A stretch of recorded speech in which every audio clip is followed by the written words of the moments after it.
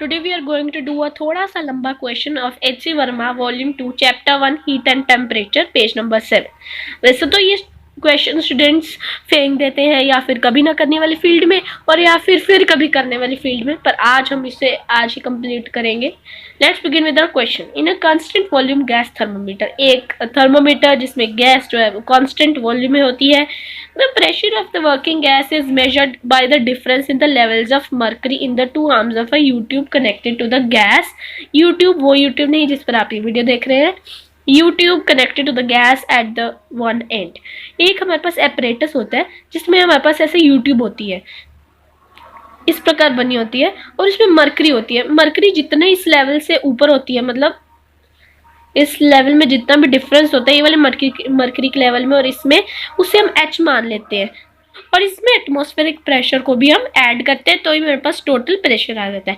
इसलिए हम इसे लिख सकते हैं कि the pressure of the gas, मतलब of the gas is equal to atmospheric pressure, जिसमें मैं एक बार के लिए ATMP लिख रही हूँ प्लस H। फाइन, ओके, मतलब डिफरेंस इन द लेवल्स लिख लेते हैं, H नहीं लिखते हम लिखते हैं डिफरेंस, क्योंकि हमें उन्होंने वैसे ही दिया है, इसलिए the difference in the levels of mercury in the two arms blah blah whatever it is written over here. Let's begin our question now.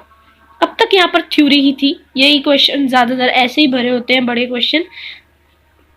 When the bulb is placed at the room temperature 27 degree Celsius, जब bulb को हम room temperature 27 degree Celsius में connect करते हैं या फिर उस पर प्लेस करते हैं तो हमारे पास जो उसका open to atmosphere, the mercury column in the arm open to atmosphere stands 5 centimetre above the level.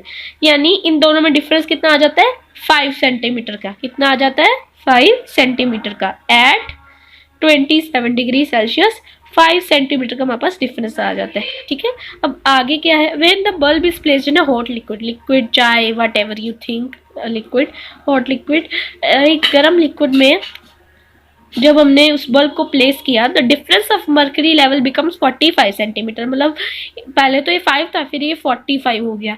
अब हमें फाइंड करना है, calculate the temperature of the liquid. हमें चाय का, लिक्विड का, हमें चाय, liquid, what ever is a hot liquid आप मान सकते हो, हम इसे चाय करते हैं। हमें चाय का फाइंड करना है टेम्परेचर, इससे हम लिख लेते हैं x डिग्री सेल्सियस। चाय का हमें फाइंड करना है टेम्परेचर और जो डिफरेंस आ जाता है वो 45 सेंटीमीटर का।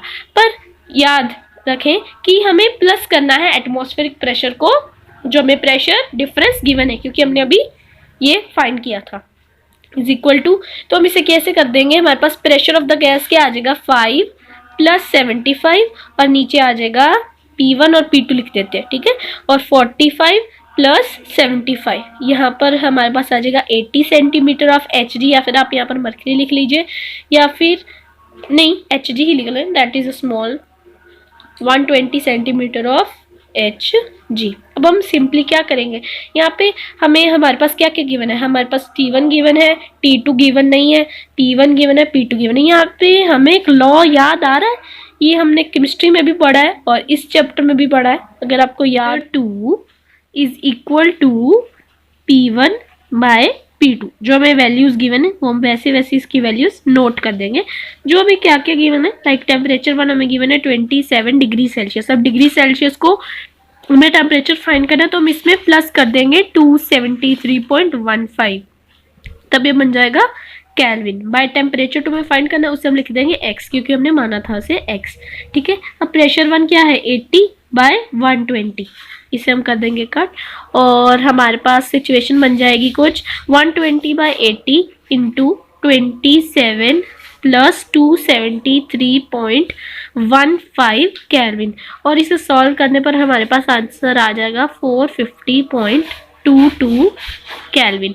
और इसे हम डिग्री सेल्सियस में कन्वर्ट करें क्योंकि हमें उन्होंने दिया था डिग्री सेल्सियस में ही, इसलिए हम उसे लिख देंगे डिग्री सेल्सियस में, which will come up to 177.07 degree Celsius, जिसे हम अप्रोक्सीमेटली लिख देंगे 177 डिग्री सेल्सियस। और इसी के साथ ही हमारा क्वेश्चन हो जाता है solve. Thank you so much.